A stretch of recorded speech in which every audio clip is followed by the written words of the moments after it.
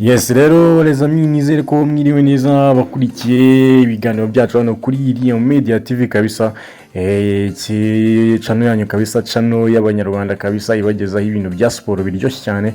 Amakuru y'abari menshi hano, ibintu byose utagiye wumva hano bisanganga transfer news ku mugani w'Uburayi, amakipe yanyu yahagaze bite, Arsenal, Chelsea, Manchester United, Barcelona, Real Madrid n'ahandi henshi, Paris Saint-Germain biri gusinyisha umwe w'abakinnyi, yes n'ahandi henshi. Rero ngewe kuri mikoro ndi dusengeye Vode kabisa, muzajya mubana buri munsi kabisa mwana banye.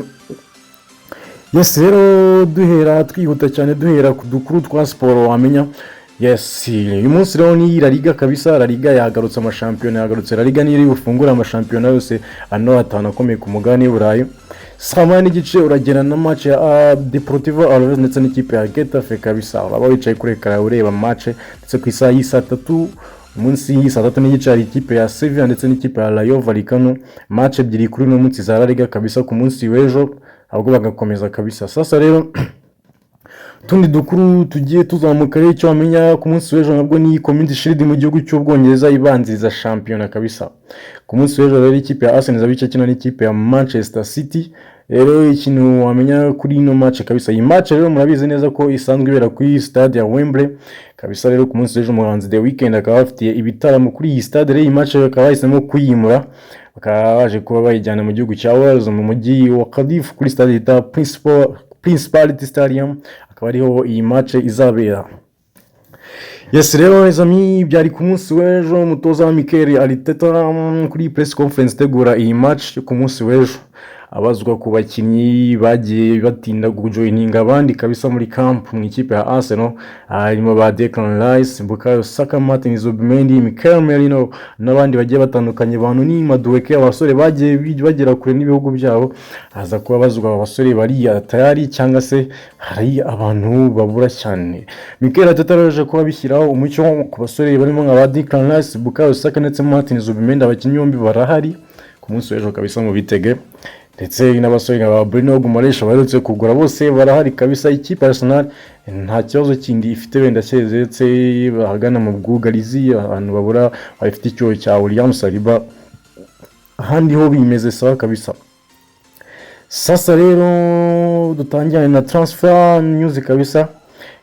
Tugende kabisa. Rero ubu umusore bita Ferran Torres ni umukinnyi w'ikipe ya Paris Saint-Germain kuri miliyoni 55 z'amayero kabisa. Umusore w'imyaka 26 akaba yiyongereye ku bandi barimo Michael Götze, Magnus Sakrius ndetse na Rocardinho baje kuba basinya ikipe ya Paris Saint-Germain muri ino sama. Rero ikipe ya PSG ikaba yarangije n'ikipe ya Barcelona, nayo umupeti ku myaka 26 kabisa. Barca imuri rejectinze ikaba muri ko arigendera ikipe ya Paris Saint-Germain kabisa. Ikindi wamenya Cristiano Romero kabisa. Cristiano Romero akaba yamaze kuva mu ikipe ya Tottenham kuri miliyoni 40, akaba yagiye mu ikipe ya Atletico Madrid kabisa. Uyu munya-Argentine utashobotse kabisa mu ikipe ya Tottenham, ugenda abona red card menshi, yarangiye yisohokeye kabisa yigira mu gihugu cya Espagne, ko dore ko byari n'inzozi ze zigiye kirekire gukina muri iyi shampiyona.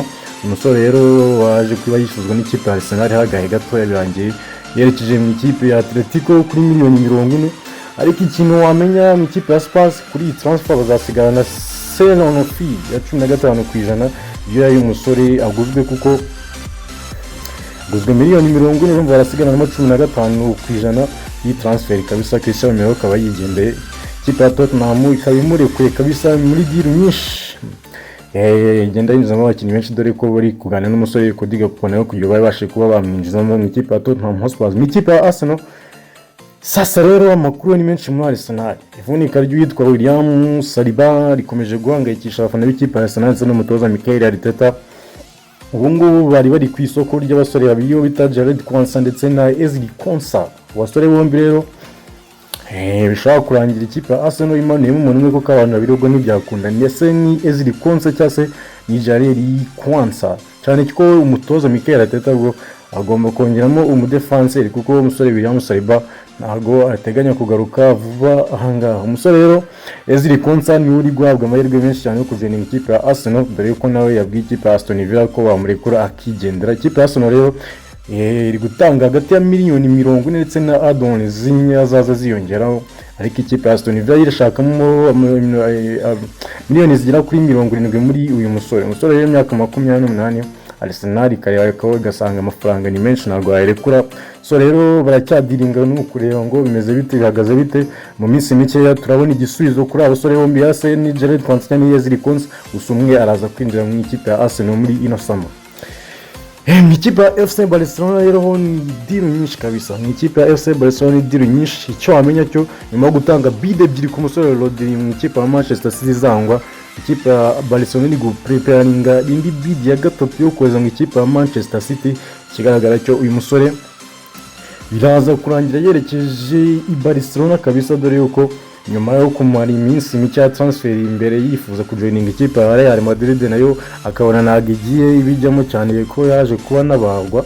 Uyu musore rero ikipe ya Barcelona abona yuko yari kumwifuza, birangira nawe ahinduye ibitekerezo kabisa, ashaka kwijoininga ikipe ya FC Barcelona. Rero Barcelona imukomeyeho kabisa, dore yuko iri gupreparinga bid ya gatatu koreza Etihad kareba ko bamubona cyane, yuko ikipe ya Man City nayo iri willing kumurekura nimuramuka ibonye umusore Ayub Wadi ko bamaze kumvikana n'ikipe yari igisigaye nta kindi no kuzuza ibipapuro bakishyura amafaranga, ubundi umusore nawe akejeje ikipe ya Man City, then Rodri nawe akerekeza i Barcelona kabisa.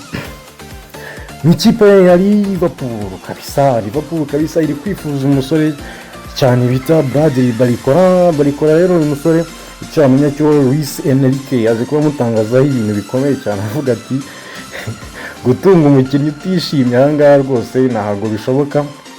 Sasa rero turaza kureba ngo ni iki gikorwa, ntabwo batunga umukinnyi utishimye ahangaha ntibishoboka. Ubwo ngubwo icyo ashaka kuvuga se gusobanura nuko uyu musore ntabwo yishimiye kuba i Paris, ashaka bivuga ko ashobora gusohoka nyine, cyane ko amakipe nka Liverpool ariyo iri ku ruhembe rw'abamwifuza cyane, ariko hari n'andi makipe amwifuza cyane nka ikipe ya Arsenal ntabwo irava ku isoko ry'abawinga.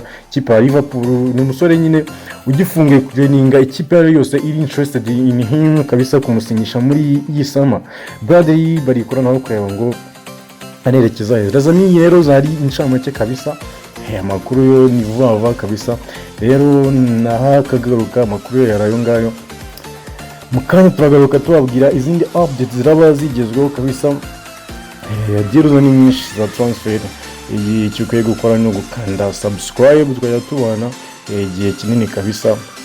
Ciao nde nk'ibisanzwe ni Evode Dusenge kabisa, nukureho kanda subscribe kabisa kugira ngo ibintu byose dukoze bijyita ubibona kuri update kabisa. Les amis, ciao.